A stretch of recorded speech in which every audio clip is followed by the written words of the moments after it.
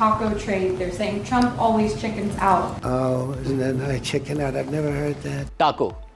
یعنی Trump always chickens out.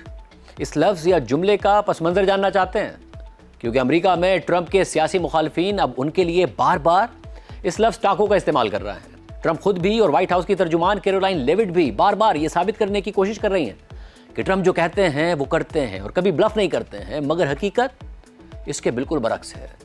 CNN کی تجزیاتی report کے مطابق ایران کے خلاف جنگ کے 5ویں دن 4 مارچ کو وائٹ ہاؤس کی ترجمان کیرولائن لیوٹ نے امریکہ کے دشمنوں کے لیے ایک سخت پیغام دیا اور کہا کہ مخالفوں نے یہ سوچا تھا کہ صدر ٹرمپ ماضی کے امریکی صدور کی طرح ہوں گے اور وہ صرف باتیں کریں گے اور اپنی واضح ریڈ لائنز نافذ کرنے سے گریز کریں گے یا ہچکچائیں گے، لیکن یہ اندازہ ایک تباہ کن غلطی ثابت ہوا ہے. کیرولائن لیوٹ نے مزید کہا کہ صدر ٹرمپ بلف نہیں کرتے ہیں، یعنی وہ خالی دھمکیاں نہیں دیتے ہیں. مگر کیرولائن لیوٹ کا یہ بیان پہلے سے ہی مشکوک تھا، خاص طور پر اس بات کو دیکھتے ہوئے کہ ٹرمپ کی روس اور یوکرین کی جنگ کے حوالے سے کھوکھلی دھمکیوں اور گزر جانے والی ڈیڈ لائنز کی اب ایک واضح تاریخ موجود ہے. گزشتہ 5 ہفتوں نے شاید ان کے بطور صدر دونوں ادوار میں کسی بھی اور وقت سے زیادہ ٹرمپ کو ایک بلف کرنے والے شخص کے طور پر ثابت کیا ہے، اور وہ بھی نہایت بڑے اور واضح پیمانے پر. اور جنگ کے بعد 5 مختلف مواقع پر صدر ٹرمپ نے ایران کے لیے مختلف ڈیڈ لائنز مقرر کی کہ وہ ان کی شرائط مان لے یا ان کے غضب کا سامنا کرے، لیکن ہر بار ٹرمپ نے اپنی ہی ڈیڈ لائن کو مؤخر کر دیا. حالانکہ عوامی طور پر اس بات کے بہت کم شواہد موجود تھے کہ ایران نے صدر ٹرمپ کی طرف سے لگائی گئی شرائط پوری کی ہوں یا دھمکیوں پر عمل کیا ہو. اہم بات یہ ہے کہ ٹرمپ کے انہی بلفز کی وجہ سے امریکہ میں ان کے مخالفین نے ان کے لیے ایک تنقیدی ٹرم بھی بنا لیا ہے، جس کا ہم نے ابھی ذکر کیا تھا، اور وہ ٹرم ہے ٹاکو، یعنی ٹرمپ آلویز چکنز آؤٹ، جس کا مطلب ہے کہ ٹرمپ ہمیشہ گھبرا جاتے ہیں یا ٹرمپ ہمیشہ ڈر کے پیچھے ہٹ جاتے ہیں. اور یہ بات کہ ٹرمپ گھبرا کر پیچھے ہٹ جاتے ہیں یہ ان کے ناقدین کی طرف سے ایک طنز بن چکی ہے، لیکن یہ اتنی مزاحیہ بات بھی نہیں ہے، کیونکہ یہ وہی ٹرمپ ہیں جو کبھی سابق امریکی صدر براک اوباما کو اس بات پر شدید تنقید کا نشانہ بتاتے تھے کہ وہ سیریا یعنی شام میں اپنی ریڈ لائنز نافذ نہیں کر پا رہے. اور یہ وہی ٹرمپ ہیں جو کہا کرتے تھے کہ جب آپ کا بلف پکڑا جاتا ہے تو اس کی ایک حقیقی قیمت ہوتی ہے اور یہ امریکہ کی ساکھ اور طاقت کے مظاہرے دونوں کو نقصان پہنچاتی ہے، یعنی اس کی قیمت امریکہ ادا کرتا ہے. CNN کے تجزیے کے مطابق ایک فریق ایسا ہے جو مکمل طور پر جانتا ہے کہ ٹرمپ نے کس حد تک بلف کیا ہے، اور وہ فریق ہے ایران. سب سے پہلے ٹرمپ نے 21 مارچ کو سوشل میڈیا پر پوسٹ کرتے ہوئے ایران کو 48 گھنٹوں کی ڈیڈ لائن دی تھی اور کہا تھا کہ اگر ایران 48 گھنٹوں کے اندر اسٹریٹ آف ہرمز کو نہیں کھولتا تو امریکہ ایران کے پاور پلانٹس پر حملے شروع کر دے گا. مگر اس ڈیڈ لائن میں ابھی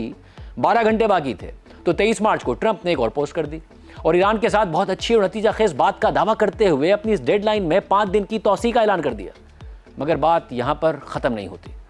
کیونکہ پھر 28 مارچ کو 5 دن کی اس ڈیڈ لائن کے ختم ہونے سے 2 دن پہلے 26 مارچ کو ٹرمپ نے اس ڈیڈ لائن میں مزید 10 دن کی توسیع کا اعلان کر دیا اور یہ دعویٰ کر دیا کہ یہ توسیع ایرانی حکومت کی درخواست پر کی جا رہی اور ان کی ایران کے ساتھ بہت اچھی بات چیت جاری ہے. لیکن ایرانی حکام نے ایسی کسی درخواست کی تردید کر دی اور اعلیٰ ایرانی عہدیداروں نے صرف اتنا کہا کہ پیغامات کا تبادلہ ہو رہا ہے، مگر کوئی حقیقی بات چیت نہیں ہو رہی ہے. ٹرمپ نے اس وقت دعویٰ کیا تھا کہ ایرانی حکام یہ کہنے سے خوفزدہ ہیں کہ وہ معاہدہ کرنے کے لیے کتنے بے چین ہیں کیونکہ انہیں مارے جانے کا ڈر ہے. لیکن تقریباً 1 ماہ بعد بھی اس بات کے بہت ہی کم شواہد موجود ہیں کہ ایرانی حکام نے بات چیت میں امریکہ کو کوئی بڑی رعایت پیش کی ہو یا امریکہ کی منتیں کی ہوں کہ ہم سے کسی بھی طرح معاہدہ کر لو. اس کے بعد کئی دنوں تک ٹرمپ مسلسل اپنی اس ڈیڈ لائن کے لیے مطالبات اور شرائط پر مبنی بیانات دیتے رہے. پھر 4 اپریل کو ٹرمپ نے دوبارہ کہا کہ ایران کے پاس صرف 48 گھنٹے باقی ہیں ورنہ ان پر جہنم نازل کر دی جائے گی. مگر ٹرمپ کی دھمکیوں کا ایران پر بظاہر کوئی اثر ہی نہیں ہوا اور ایران کی جانب سے ٹرمپ کے کسی بھی مطالبے پر عمل بھی نہیں ہوا اور نہ ہی کوئی معاہدہ اور نہ ہی اسٹریٹ آف ہرمز کھل سکی. مگر اس کے باوجود 6 اپریل کو ٹرمپ نے اپنی ڈیڈ لائن میں 1 دن کا پھر اضافہ کر دیا اور اس کی وجہ مسیحیوں کے مذہبی تہوار ایسٹر کو قرار دے دیا اور کہا کہ میں نے سوچا کہ ایسٹر کے اگلے دن حملہ کرنا مناسب نہیں ہوگا، میں ایک اچھا انسان ہوں. اور پھر 7 اپریل کو جب ٹرمپ کی جانب سے ایران کو دی گئی آخری ڈیڈ لائن میں صرف چند گھنٹے باقی تھے اور اس کے باوجود ایران کی طرف سے ان کے مطالبات پر عمل درآمد کے کوئی آثار سامنے نہیں آ رہے تھے اور اس دوران پاکستان بھی مسلسل سفارتی کوششوں کے ذریعے یہ حملے روکنے کی کوششیں کر رہا تھا، تو اسی دوران ٹرمپ نے اپنی ڈیڈ لائن سے صرف 88 منٹ پہلے 2 ہفتوں کی جنگ بندی کا اعلان کر دیا اور پھر 2 ہفتوں کی یہ جنگ بندی ختم ہونے سے چند گھنٹے پہلے ٹرمپ نے اعلان کر دیا کہ وہ ایران پر اپنے حملے اس وقت تک روک رہے ہیں جب تک کہ ایران معاہدے کے لیے کوئی تجویز پیش نہ کر دے اور بات چیت مکمل نہ ہو جائے۔ CNN کے مطابق ٹرمپ جنگ بندی میں اس نئی توسیع کو محدود مدت کے لیے رکھنا چاہتے تھے، لیکن پھر